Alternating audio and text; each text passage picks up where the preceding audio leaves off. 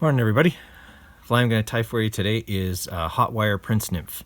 Actually the first fly ever tied on my channel, first video ever on my channel, but it's kind of old and out of focus and from a long way away, so I thought I'd do a better job of it. Plus I've made some small changes. So the Hot Wire Prince Nymph is a great fly. It's kind of a combination fly of both the Prince Nymph and the Copper John, which are both great flies on their own, and this just combines the best attributes of both. It's like my favorite high water, like kind of cloudy, dirty water fly because it's got so much flash in it. It's really good attractor. I just think the fish can see it well. And so as a result, I use it in that situation, either as the point fly if I'm using a big one, or in a 3-fly rig as one of the 2 dropper flies, just because again it's got good flash. It seems to be that fish can see it. If they don't end up taking it, which they do, if they don't end up taking it, then I find that it attracts them and they can see the other flies because they're closer. Maybe that's just in my head, but seems to be. We can explain a lot of things to ourselves, but that's what it seems to be to me. Okay, so using black 140 denier thread here. So we'll get it started, and once I've got it started, I actually go back over the lead wraps just to kind of fill in the gaps between them, and to make sure that I get the taper that I want for the rest of the fly. For the rest of the fly. So that's what I'm doing here, is just making sure I get the gaps all filled in. There we go, kind of over any bumps and stuff.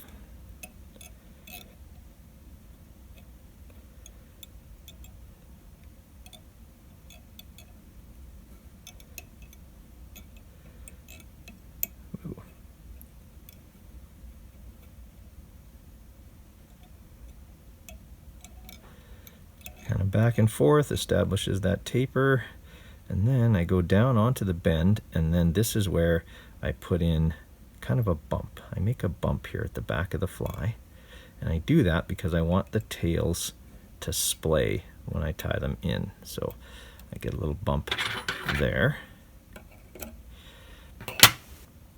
Then I'm going to adjust the position of the fly here just so I can tie those tails in a little bit easier. So the tails are black Goose Biots. Sometimes they're brown Goose Biots, just depends on what color I'm tying. Incidentally, color, you can tie the Hot Wire Prince Nymph in a lot of different colors, and I do. I actually tie it in, this one I'm going to be tying in copper, but I tie it in hot yellow, I tie it in chartreuse, I tie it in gold, red, like a bunch of different colors. And that seems to be, again, this is maybe just in my head, but it's what I seem to see, is that color is seasonal. And I find that green works good in the spring, that transitions in early summer to gold, and then transitions to copper, then transitions to red in the fall.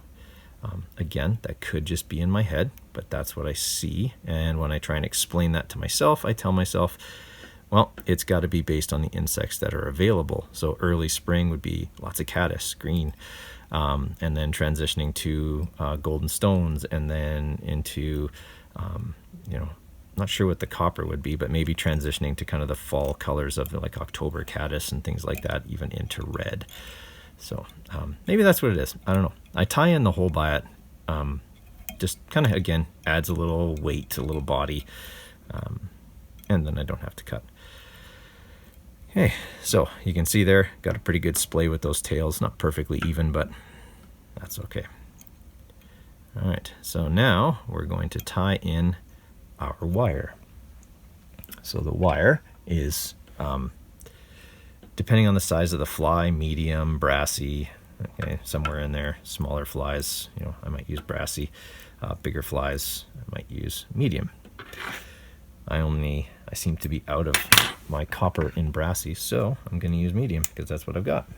And sometimes that's why you choose it, because it's what you've got. All right.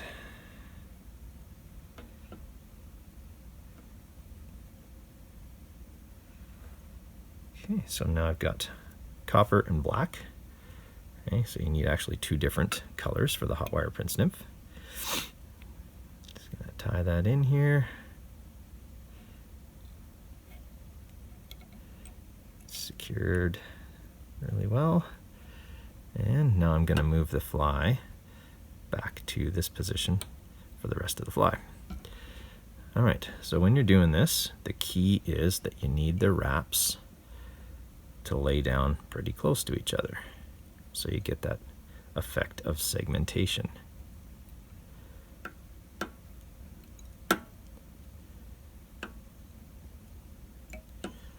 I cheaped out a little bit here. I used a existing piece of black wire. I hope I don't come to regret that in a minute. And what I mean by that is that I run out before I get to the head of the fly. All right, so you'll see here now that I'm kind of spreading them out a little bit. I'm making them a little, not quite touching anymore. And the reason for that is obviously I'm getting higher up on the fly. And I want the segments to be a little wider. Oh, I think I picked like just the right amount too. Love it when things like that work out. Okay, I'm actually gonna cover some of these up probably in a minute, but just gonna tie those down.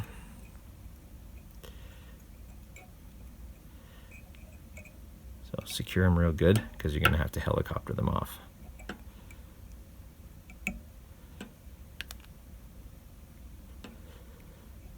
And that's probably enough to do another one. Okay, so now that the wire is on there, let's give you a look at that. Ooh, I bumped him on my tails. There we go. So see that there? Now we're going to tie in our Peacock Herl. Maybe it's something like that. All right, so we're going to tie these in like so.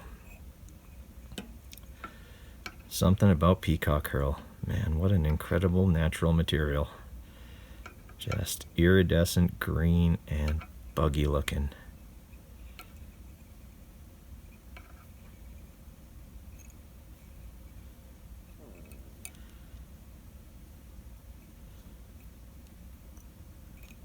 Okay. There we go.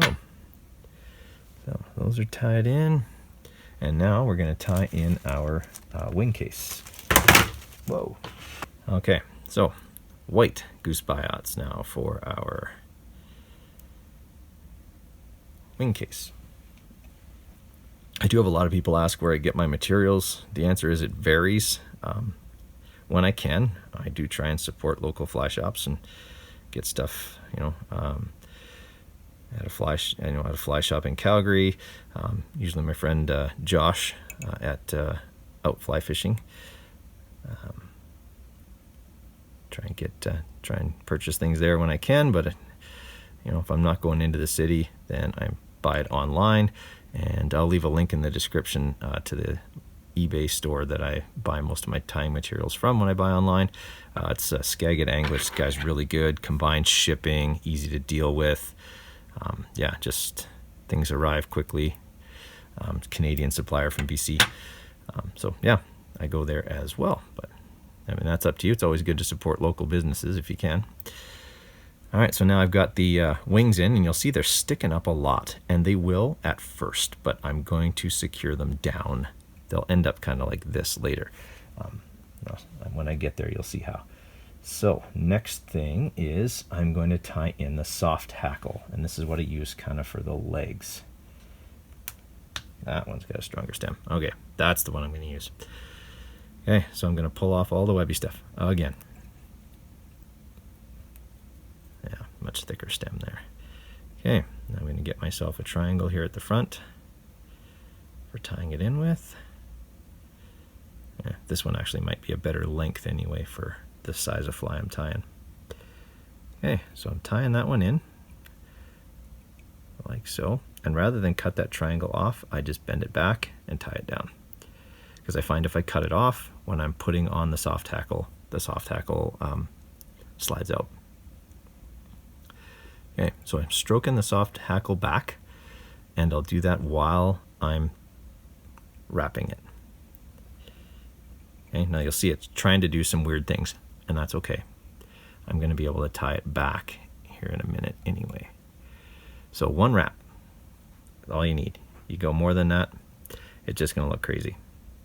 It'll look way, way, way too leggy. In fact, sometimes even this way, I end up giving it a bit of a haircut. So, all right, so there's 1 wrap to secure. The second one there. All right, so that's good and secure now. Okay, so you can see it looks a bit crazy right now. That's okay, because I'm just going to stroke them back like so, and give it a couple more wraps of thread. And you can see there that pushes it all back. Now I want the wing case to be a bit more visible, so I'm going to pull the ones here at the front up and cut them off.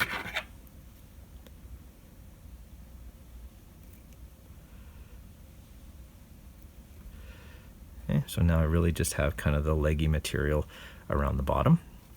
And you can see already that even tying those ones on has made that wing case come down a little bit. Okay, and then I'm going to smooth out the top just a little bit more with my fine scissors, because I'm going to be using some clear cure goo here in just a second. Really be careful around those biots there, because you don't want to cut them. All right, I'm going to whip finish this and then give it the shot of the goo, and we'll be done.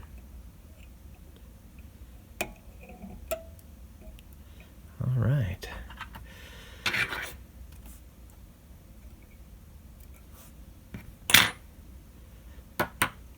Okay, so Loon UV, of course you can use any UV cure material that you like.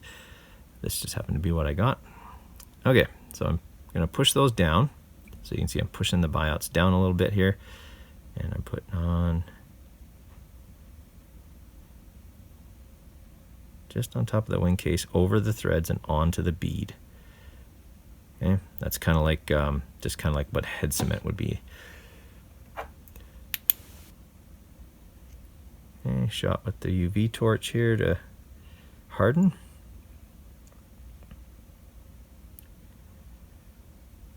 Right, and you can see there now those biots sit down closer to the back.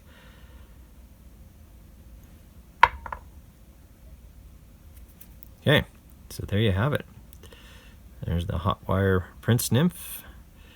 You can always just tease the legs out, not that it matters too much. Once they get wet, they kind of do whatever they want anyway. But you can see there's the back, and then on the bottom you see more of the soft hackle, lots of that iridescent green from the Peacock Herl, wing case there at the top. Like I say, it's a good fly for high and dirty water. It works really good. If you enjoyed the video, found it useful, if you could leave a like, share it with your friends, subscribe to the channel is awesome. We'll have more, hopefully more fishing videos next year. Yeah, it'd be great. You can follow me on social media, Instagram, Twitter, Facebook, whichever one you have, @midlifeflysis. If you got questions, you can leave them in the comments. I read and answer all the comments, or you can email me, midlifeflysis@gmail.com. Looking forward to hearing from y'all. Hope you have a great time.